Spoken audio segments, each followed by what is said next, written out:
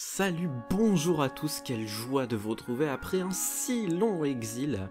Bon, en principe vous savez déjà pourquoi on est là, alors faisons vite, faisons bien, pour notre troisième et dernière partie, parlons science, le multivers.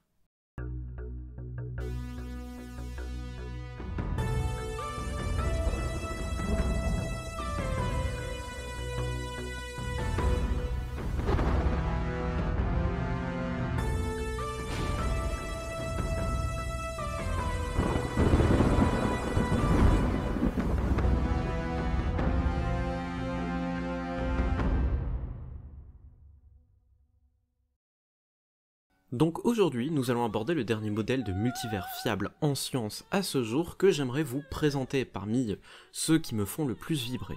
Et je sais qu'il va plaire à grand nombre d'entre vous, puisque ça parle de trous noirs. Non, attendez, c'est pas ce que je voulais dire. Allez, puis zut. Donc, les trous noirs, disais-je. Déjà, petit rappel, les trous noirs. Alors, les trous noirs, ce sont des zones de l'espace où la matière est tellement dense que l'espace s'est replié sur lui-même. On n'a toujours pas fait le parlons science sur la relativité, mais en gros, il faut vous imaginer l'espace-temps, et spécifiquement ici l'espace, comme une espèce de grande gelée, ou si vous voulez, une nappe tendue dans les airs, dont, si vous laissez une masse dessus, par exemple une boule de pétanque, elle va se plier à l'endroit de la boule.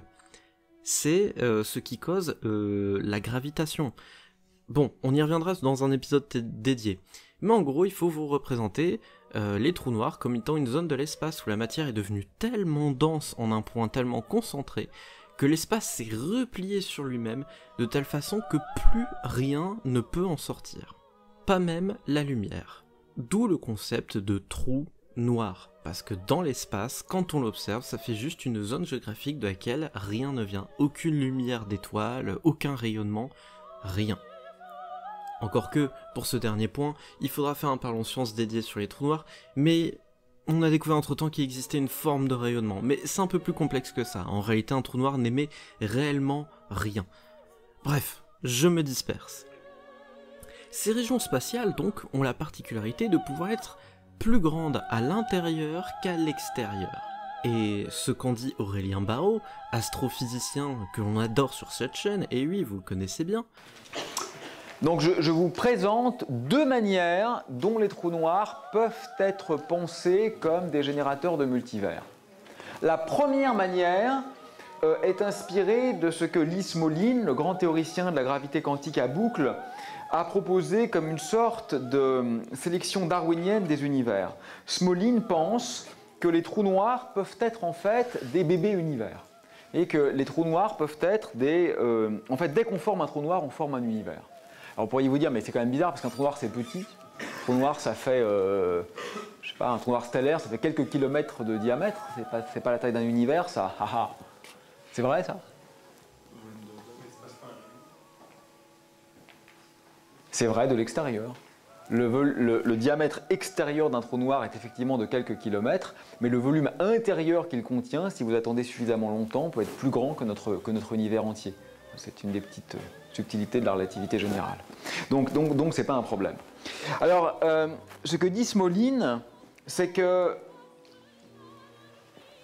notre univers, dans lequel nous habitons, contient vraisemblablement environ 10 puissance 17 trous noirs. C'est une estimation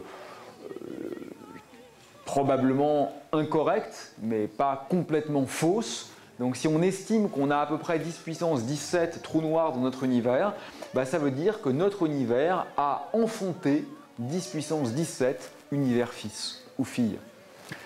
Ce qui est intéressant dans cette vision des choses, c'est que c'est assez facile à tester.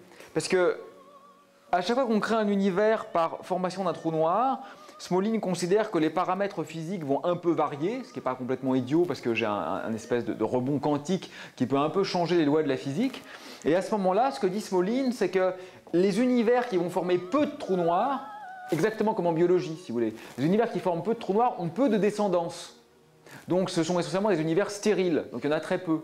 Alors que les univers qui forment beaucoup de trous noirs vont avoir énormément d'enfants, qui eux-mêmes, comme ils ont des lois très proches des parents bien sûr, vont avoir énormément d'enfants et ainsi de suite.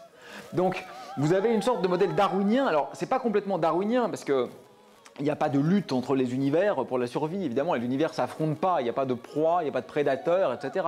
Mais vous avez quand même cette idée que plus vos lois sont favorables à la création de trous noirs, plus vous êtes probable.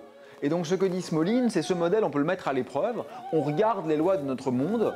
Si ces lois sont telles que le nombre de trous noirs est maximal, alors le modèle est corroboré. Si les lois telles qu'on les connaît ne sont pas telles que le nombre de trous noirs est maximal, alors le modèle est infirmé. Vous imaginez seulement? Moi ça me rend absolument fou, mais fou. Imaginez, nous serions à la porte d'entrée de tout un multivers. Et on pourrait littéralement observer cette porte d'entrée dans un télescope. Vous, de vos yeux, vous pourriez observer une région de l'espace où se trouve l'entrée d'un multivers. Nous pourrions jeter de la matière dans un trou noir, c'est-à-dire dans un autre univers, et contribuer à son expansion, peut-être même être à l'origine d'une nouvelle vie dans un autre univers. Imaginez toutes les perspectives qui s'ouvrent à nous. C'est quand même la théorie la plus incroyable, et c'est pour ça que je voulais finir par celle-ci. Les perspectives sont absolument plus folles que tout ce que la fiction nous a servi jusqu'à aujourd'hui. Moi ça me bluffe. Dire que nous pourrions être la résultante d'une cascade de trous noirs dans des trous noirs, exceptionnel. Enfin bref, c'est déjà la fin de ce numéro qui était certes très rapide, mais on se retrouve très vite pour reparler de relativité d'Einstein, de principe d'indétermination de Heisenberg, du chat de Schrödinger, bref, tous les grands classiques, il est temps qu'on en parle. À bien vite chers amis, et à bientôt dans Parlons Science.